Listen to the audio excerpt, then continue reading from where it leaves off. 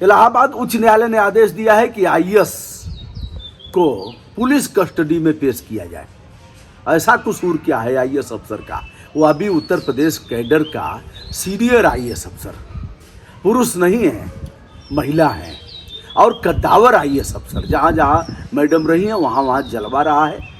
Madam ने बहुत अच्छे काम भी किए हैं, लेकिन वजह क्या है कि उच्च न्यायालय की भ्रिकुटी तन गई और ऋतु माहेश्वरी को पुलिस कस्टडी में पेश करने का आदेश दिया गया है। ऋतु माहेश्वरी जी हमारी डीएम रही हैं गाजीपुर की, गाजीपुर डीएम रही हैं, गाजियाबाद डीएम रही हैं, अमरोहा डीएम रही हैं, शाहजहांपुर डीएम रही हैं और एमडी भी रही हैं विद्युत वितरण में, और काफ़ी रोका भी है, बहुत कुछ किया है। लेकिन न्यायालय की भ्रिकुटी तन गई है और मैडम को राहत नहीं मिल रही है।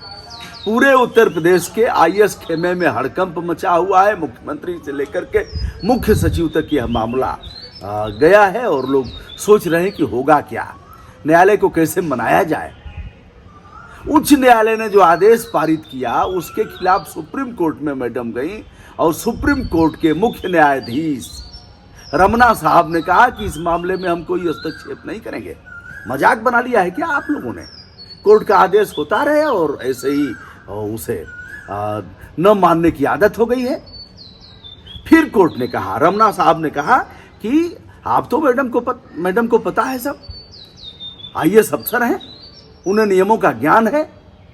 ऐसे रोज कोर्ट आदेश करेगा और रोज उसकी अवज्ञा होगी तो हम चुप नहीं बैठेंगे। और उच्च न्यायालय इलाहाबाद ने मैडम को जो आदेश किया है कि पुलिस कस्टडी में इन्हें पेश किया जाए, उस पर हम कोई हस्तक्षेप नहीं कर सकते। यह मौखिक सुनवाई हो रही थी और कल लिस्ट में यह मामला होगा। आइए दोस्तों जानते हैं क्या मामला है। वकील रविंद्र श्रीवास्तव पेश हुए थे और लौट के बुद्धू घर को आए। बेचारे वापस हो गए और कोई रास्ता सूझ नहीं रहा है। मैडम 2003 बैच की भारतीय प्रशासनिक सेवा की अफसर हैं और यह इंजीनियरिंग पास की IITN है। मैडम हरियाणा की रहने वाली हैं और यूपी कैडर की आईएएस अफसर है।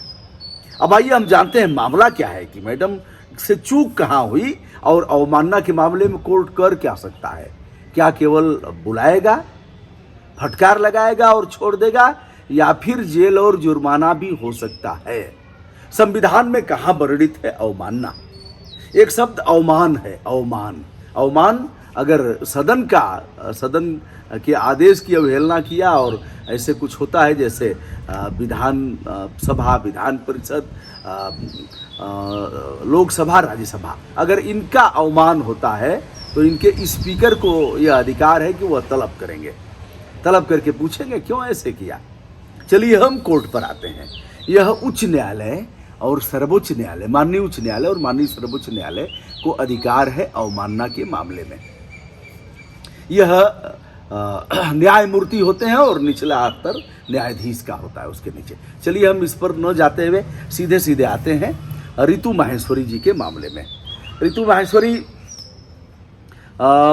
हाई कोर्ट में जाएंगी या फिर सुप्रीम कोर्ट में कल सुनवाई होगी, क्या होगा इसके बारे में हम बताएंगे। नोएडा सेक्टर 82 जहां मैडम इस समय CEO हैं, मुख्य कार्यकारी अधिकारी हैं मैडम, वहां क्या हुआ? यह नोएडा सेक्टर 82 का मामला है जहां 1989-90 में कुछ जमीन अधिग्रहित की गई थी। वहां के नोएडा प्राधिकरण ने अर्जेंसी क्लाज के तहत अधिग्रहण किया था। मनोरमा कुच्छल हैं, उसके खिलाफ जाती हैं न्यायालय में और कहती हैं कि यह अधिग्रहण यह नियमों की अवहेलना करके हुआ है और इसमें हमारा नुकसान हुआ है, हमारी बात सुनी जाए। सुनवाई होती है और सुनते सुनते यह 1989 का मामला 2016 में मनोरमा जी के पक्ष में फैसला आता है। उच्च न्यायालय कहता है कि सर्किल रेट से 2 गुना रेट मनोरमा जी को दिया जाए। यह आदेश पारित होता है।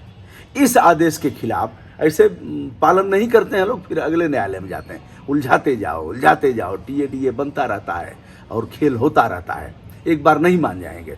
उच्च न्यायालय के आदेश के खिलाफ जो 2016 में हुआ था, उसके खिलाफ नोएडा प्राधिकरण जाता है माननीय सर्वोच्च न्यायालय में।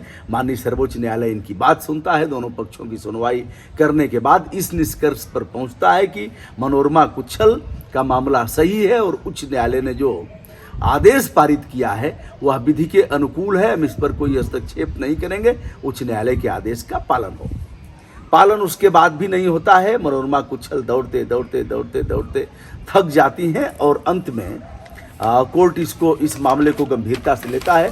गंभीरता से लेने के बाद जब आदेश का पालन नहीं होता है तो कोर्ट अवमानना की कार्रवाई करता है। इनको कहता है, ऋतु माहेश्वरी जो वर्तमान में इस समय सीईओ हैं, इनको कहता है कि आप आइए मैडम और बताइए कि क्यों आदेश का पालन नहीं हुआ, क्या कारण है कि अब तक आदेश का पालन नहीं हुआ।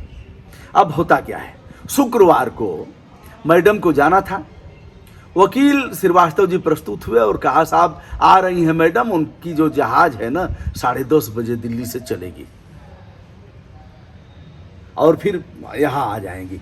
कोर्ट ने कहा कि 10 बजे की सुनवाई है और 10:30 बजे मैडम हवाई जहाज पर चढ़ेंगी और यहाँ आएंगी। कोर्ट ऐसे ही चलेगा क्या? जैसे चाहेंगे वैसे ही चलाएंगे, जब चाहेंगे वैसे आएंगे। कोई दुकान है क्या तंबाकू और नमक तेल वाली कि जब चाहा आकर के सौदा ले लिया? ऐसे नहीं चलेगा। फटकार लगाया और कहा कि चलो, अब आदेश दिया कि पुलिस कस्टडी में मैडम को पेश किया जाए। अदालत करेगा क्या? अब मैडम को उसके सामने एक ही रास्ता है। कल तो सुनवाई होगी माननीय सर्वोच्च न्यायालय में और ऐसी कोई भी उम्मीद नहीं है क्योंकि चीफ जस्टिस ने आज मौखिक कहा है कि हम इस मामले में कोई हस्तक्षेप नहीं करेंगे, लेकिन फिर भी आओ लिस्ट के आधार पर सूचीबद्ध मामले। वकील साहब कह रहे थे साहब जल्दी सुनिए, यह बड़ा गंभीर मामला है साहब, बड़ा गजब हो जाएगा, मैडम को पुलिस ले जाएगी। मैडम इस समय सचिव स्तर की अधिकारी हैं, यानी 2003 बैच के IAS अफसर हैं, तो अब कमिश्नर हो जाएंगी या कमिश्नर स्तर का उनका होगा। अब चलिए साहब, क्योंकि 19 साल भारतीय प्रशासनिक सेवा में उनको रहते हुए हो गया।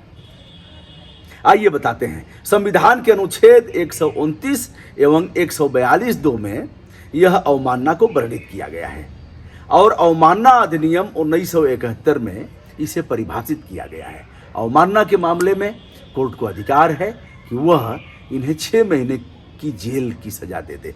6 महीने के लिए भेज सकता है, 2-4 दिन के लिए भी भेज सकता है और 2000 रुपये जुर्माना और उसमें कोई मतलब नहीं है। मतलब यह है कि बड़ा गंभीर मामला है। एक बार अवमानना के मामले में बिहार के मुख्य सचिव को मुख्य न्यायाधीश ने तलब किया था। बड़ा मजेदार मामला है, वीडियो थोड़ा सा देख लीजिए। और तलब किया था, मुख्य सचिव आए, हाथ से लिखा हुआ पेश किया कि हम इसमें अब तक पालन क्यों नहीं कराए, हाथ से। मुख्य न्यायाधीश ने कहा कि मुख्य सचिव महोदय जो आप लिखे हैं ये मैं पढ़ नहीं पा रहा हूँ, थोड़ा आप पढ़ के सुना दीजिए। तो उन्होंने कहा साहब हमने आंख में दवा डाला है। मुख्य न्यायाधीश ने कहा दवा का असर कितने देर रहेगा? आप मुख्य सचिव हैं, शासन की रीढ़ हैं, सबसे बड़े अधिकारी हैं। उन्होंने कहा साहब जो करना हो कर लीजिए। अच्छा चलिए, तब पुलिस इनको कस्टडी में लिया जाए। मचा हड़कंप। राबड़ी देवी उस समय मुख्यमंत्री थी बिहार की। फोन किया उन्होंने, फोन नहीं कर सकती, फोन किया उन्होंने मुख्य न्यायाधीश को और कहा कि अरे साहब छोड़ दीजिए, मुख्य सचिव हमारे हैं, बड़ी बदनामी। अपनी भाषा में जो भी राबड़ी देवी ने कहा होगा। मुख्य सचिव ने लिखा, मुख्य न्यायाधीश ने लिखा कि हे भगवान इन्हें क्षमा करना क्योंकि इन्हें नहीं पता कि यह क्या कर रही हैं।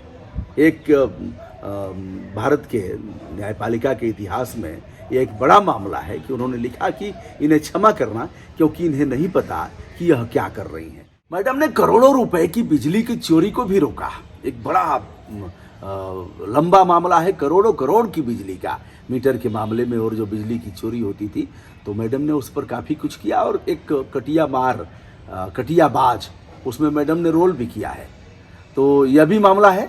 मैडम ने जो अच्छा किया उसके लिए शुभकामना। और अब कोर्ट का मामला है, उस पर कुछ कहना नहीं है, लेकिन ऐसे मामले में जहां 30 साल से अधिक लग रहे हों न्याय पाने में, तो यह बड़ा दुखद है और भी पहले मिल जाना चाहिए।